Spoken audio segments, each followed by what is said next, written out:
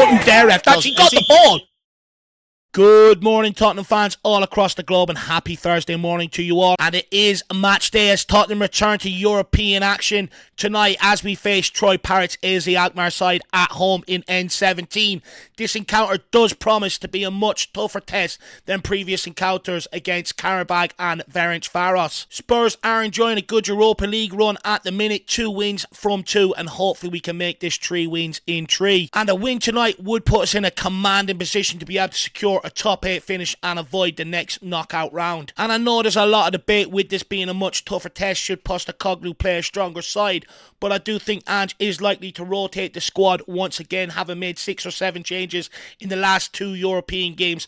And with upcoming fixtures against Crystal Palace and Manchester City, this is the match where he can afford to do so. Postecoglou has already confirmed that Son will be rested for this game, but there is good news on the injury front as Wilson Odobert is available for selection. Now, let's dive into it. The team that I expect to take the field tonight. Starting with goalkeeper, I think it would be surprising to see Fraser Forrester get a rare start in goal, as Postecoglou has consistently opted to keep Guglielmo Vicario in the lineup. And I do expect this trend to continue here, especially given Vicario's excellent form. Not only is he one of the best shot stoppers in Europe, but he's also highly accurate with his distribution, making him a key asset. His inclusion in the leadership group likely signals that he will remain a regular throughout this European campaign.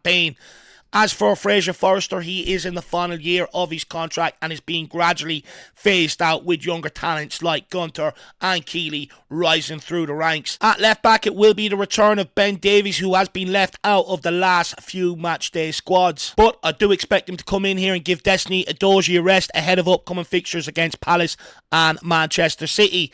Now, in fairness to Ben Davies, he has performed pretty well when called upon this season, and hopefully he can deliver here again tonight. But sad news for Davies fans, I do think this season is likely to be his swan song season in a Spurs shirt, as his contract does expire at the end of this campaign, and I think he is likely to bid farewell and move on.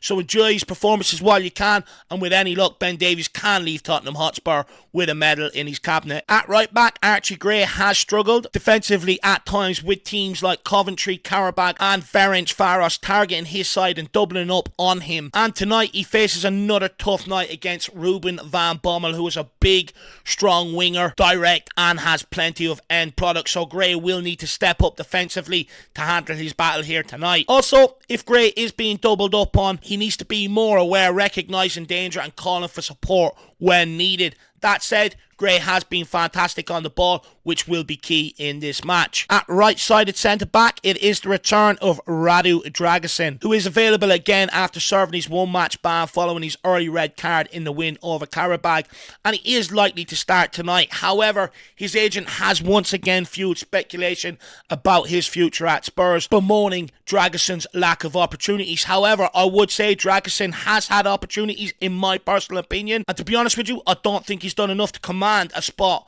or even challenge Romero or Van de Ven's regular place in the lineup. And if he didn't get sent off against Karabag after 80 minutes, he would have had more minutes. So sometimes you need to look at the player and ask the questions rather than blame the club and tell Postecoglou what he should and should not do. Moving on over to left-sided centre-back, Postecoglou has consistently started one of his first-choice defenders in Christian Romero or Vicky Van de Ven in European matches, and this pattern will likely continue tonight, with Van de Ven conducting the press conference with Ange Postecoglou, probably suggesting he might be in the starting lineup tonight. Moving into CDM, since Yves Bissouma started in Saturday's victory over West Ham, I do think it's likely Rodrigo Bentancur will come in for his first European start this season. But I can't help but wonder, with Bissouma's reintegration into the Premier League starting lineup against West Ham, and with Bentancur's ban coming down the road, is Postecoglou anticipating and trying to get ahead of this situation?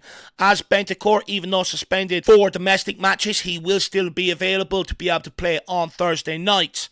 And I do think it raises the question, are we starting to see the transition in strategy coming into place here now? In one of the number 10 roles, I do think we will see Papa Matar Sarr come back in after his absolute brilliant cameo display off the bench against West Ham.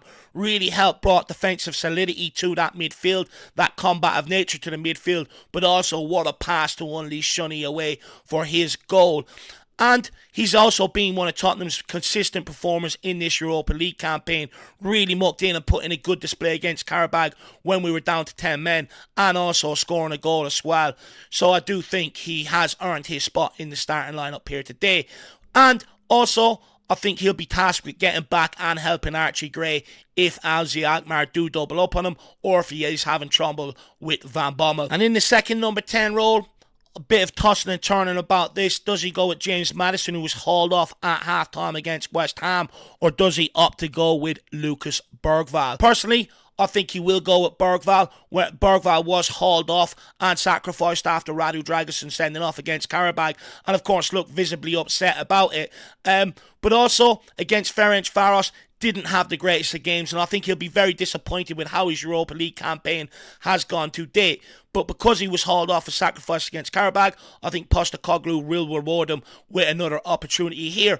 And I do think it's just a matter of time before Bergvall really grasps and seizes that moment and shows the world how good he is. Moving on out to left wing, and it is a toss-up between Wilson Odobert and Timo Werner. However, with Timo Werner making a cameo off the bench against West Ham instead of Mikey Moore when Tottenham were 4-1 up, it seems like Postecoglou is not ready to give up on him yet. And despite many fans not wanting to see him, I do think you will see Timo Werner selected here again. But I do think you will see Wilson Odobert off the bench at some point. And the reason why I don't think Wilson Odobert will start is because when players come back from injury, Postecoglou doesn't like thrusting them straight in. He likes for them to be able to build it up. So I think Wilson Odobert will have to contend with a place on the bench here. Moving on over to right wing, and I do think Mikey Moore will get another start here in the Europa League after his starring role in the win over Ferencvaros. He was absolutely the best attacking player on the pitch to watch that night. And it was because of his eagerness to carry the ball, take on his man, and that directness and willingness to be able to make something happen. And ultimately, it's what helped win us the game on the night. So I think he should be rewarded here again. And hopefully he can put in a similar level of performance against what will be a step up in opponent. And then that brings me on to the question, who's going to lead the line? I never thought we'd be in this position, but we have Dominic Solanke, Richarlison, or Will Lancashire. 3 strikers at Spurs to be able to choose from. What a luxurious position to be in. Now, I've been tossing up on this one again. Does he go with Solanke, hoping to sort of play him into form? Because, of course, he didn't score against Brighton, didn't score against West Ham. And, you know, putting him out here, there's a high chance that an opportunity will present itself in front of goal for him and for him to take it and be confident heading into the Palace and the Man City game. However, I think Dominic Solanke's performances have been really good in general. His all-round game in terms of holding up the ball, pressing out of possession, and I think he's expended a lot of energy. And I think when you're playing well, I think goals will happen. And for me, I think you rest him tonight with Palace and Man City coming up, 2 bigger games ahead. I think Richarlison should come in tonight, and I think the minutes will be really useful to Richarlison getting back up to match fitness, match sharpness, and the speed and the tempo of what we're playing at right now, to be able to come back into this team and hit the ground running when called upon. And I really do hope that we can see a really good performance here from Richarlison straight out the gates and hopefully bag a goal or 2 and say I'm back. One thing I missed was his play acting. Absolutely loved it against West Ham. Ran straight into the back of the player just to ask the question. Absolutely brilliant from Richarlison. We probably will get a role in Hollywood once his career finishes at Tottenham Hotspur. But guys, that's my predicted lineup. Let me know yours in the comment section below. Let me know if there's any changes you would make to my lineup. Also, let me know how you're feeling ahead of tonight's game. Like I've reiterated throughout the stream, it is a tougher test than the previous 2, but also a good opportunity for us to more or less secure qualification out of this league phase in some way or another. Also, your score prediction. Smash a like, smash a subscribe. Thank you very much for your support, and I'll see you back here at 4 or 5 p.m. this evening for the pre-match build-up. As always, come on you Spurs, in the big hands we trust, we never stop.